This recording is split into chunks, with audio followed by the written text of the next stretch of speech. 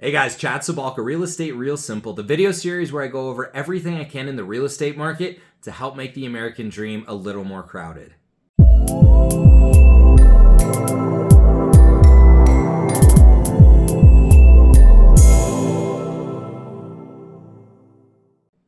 Alright, thank you so much for joining me. Today's question is a giant one. Is the housing market crashing?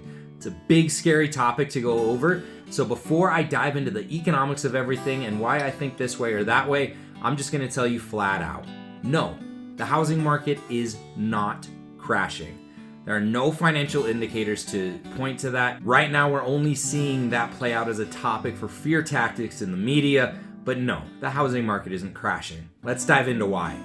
So first of all, and probably the biggest reason of everything, back when the market crashed in 2008, credit buyers in 2005, 6, and 7 were on average 112 points lower for their credit score than buyers in 2020, 2021, and 2022.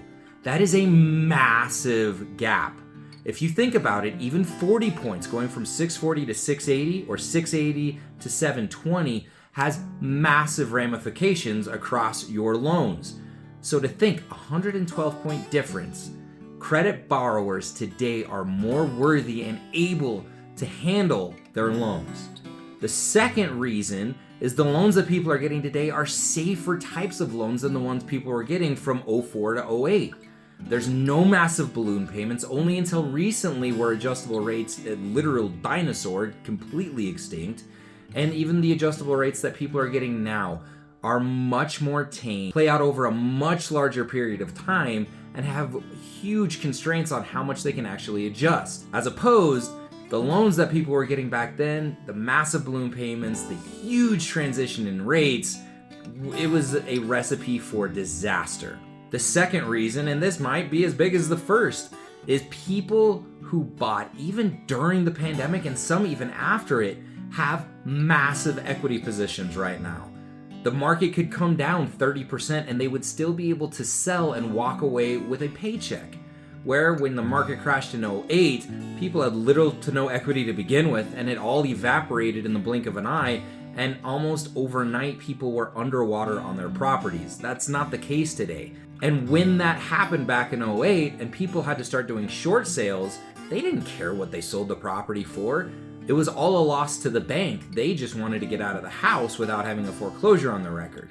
So for those of you who don't know, a short sale is when, hey, I'm short. I cannot sell this for what I owe, but Mr. Bank, will you accept this loss so that you don't have to go through the expensive and lengthy foreclosure process? Banks loved it. Well, they didn't love it, but it was the lesser of two evils. So, but when the seller sold, they just wanted to leave. They didn't care how much the bank took a loss for. So when sellers are selling today, even if it's lower than what they could have gotten in April or May, they still want every cent they can. They care deeply about how much they're selling for, as opposed to 08. They just wanted to move on. And third, institutions, massive pension plans through Blackstone and Invitation Rental Properties and all these huge companies have still been pouring billions upon billions upon billions of dollars into the rental of not only multifamily homes, but single-family homes as well. For the first time in history, institutions have seen the single-family home as an appreciating asset and a massive inflation hedge and have been pouring hundreds of billions of dollars into it. That's, after all, why I started this channel, is because Wall Street is gobbling up properties that I want you to own. So them pouring it in is a great sign, because the smart money on Wall Street, who has the ability to spend billions of dollars in just the research of the housing market, let alone buying them, they're still going after it. That just points to the security of the real estate market.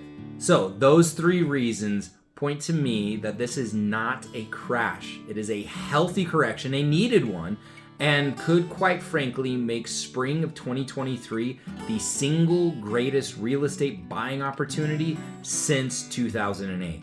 Prices are going to come down 15%. It's okay. That's not a crash, it's a correction.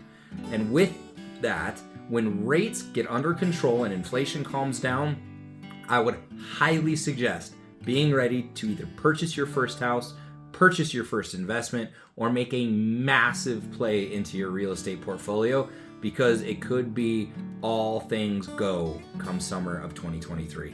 Chad Cabalka, RE/MAX Professionals, real estate real simple. Stay blessed.